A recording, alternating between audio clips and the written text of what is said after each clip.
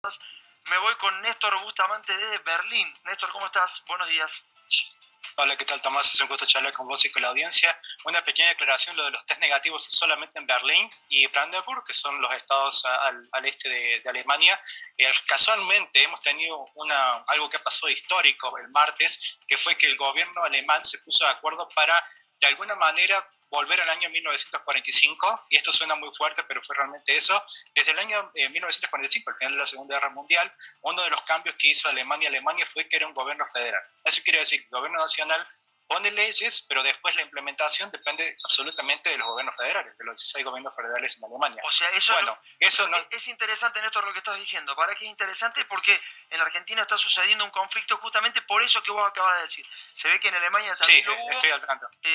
Claro, exacto. A ver, graficámelo. O sea, el presidente sugiere y son los distritos los que toman decisiones.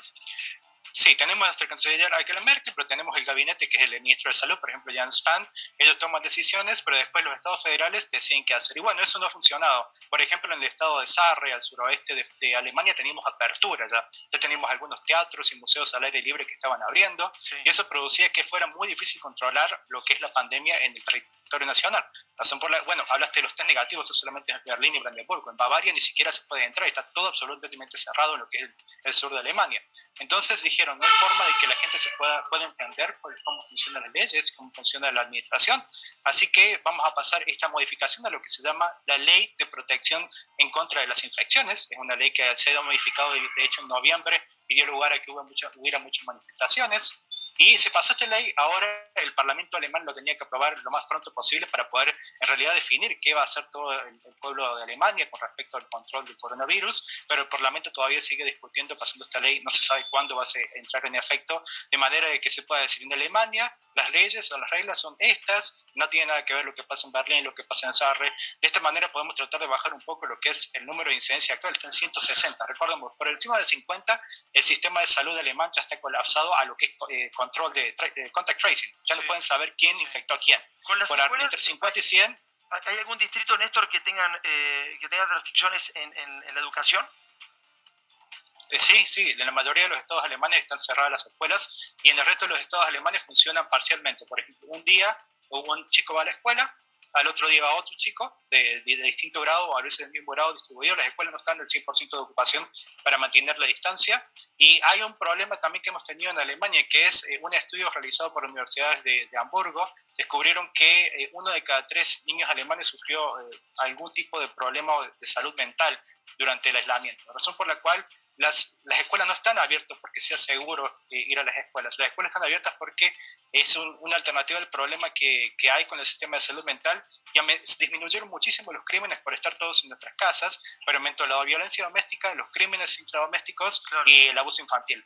Razón por la cual en Alemania no es que se esté abriendo la escuela porque sea seguro, está comprobado que hay mucha transmisión entre los niños, y esa transmisión va a los padres y al círculo de contacto de trabajo de los padres. Pero la alternativa es continuar con los casos de salud mental agravados en los niños y la violencia doméstica, incluso contra la mujer y contra los niños, razón por la cual en algunos estados todavía abren la escuela, como te estoy diciendo, Néstor, ¿no? Una escuela gigante para solamente ciertos grados. Néstor, Andrés Repeto, buen día, ¿cómo te va? Buenas tardes para vos.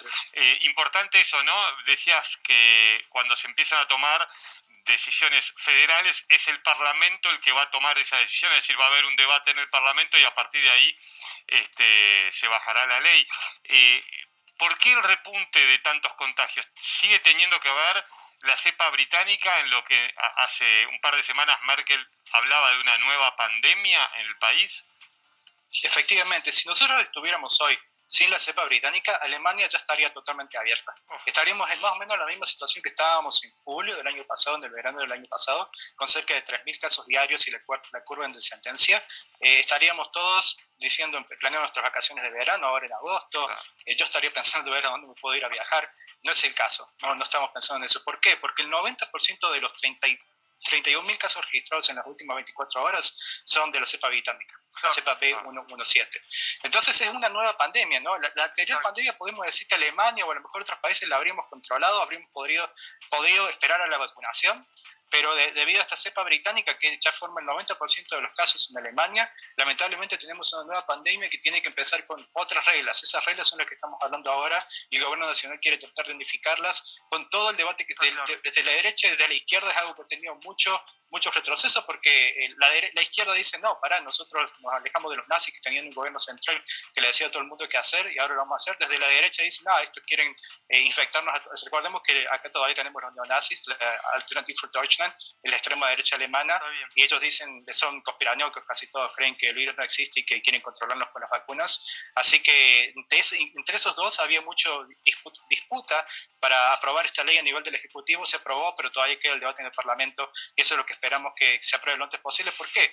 Porque al día de hoy estamos al 88% de ocupación de las camas de terapia intensiva. Nos quedan nada más que 2.944 camas en toda Alemania. Es uno de los récords en ocupación de camas de terapia intensiva. Y la otra noticia más grave que tenemos incluso en Alemania es que la mayoría de las personas que están en terapia intensiva, ¿saben qué edad tienen? De 15 a 49 años. Tremendo, tremendo. La nueva cepa no está atacando ya a lo que son las personas mayores, que era nuestra principal preocupación. Recordemos, las casas de hogares de día falleció muchísima gente. La nueva cepa, la mayoría de la gente que está ocupando camas de terapia intensiva tienen de 15 a 49 años. Gracias, Néstor. Te mandamos un abrazo grande. Muchísimas gracias. Ha sido Cuídense, que anden muy bien. Mucha información. Muchas gracias, Néstor Bustamante, desde Alemania.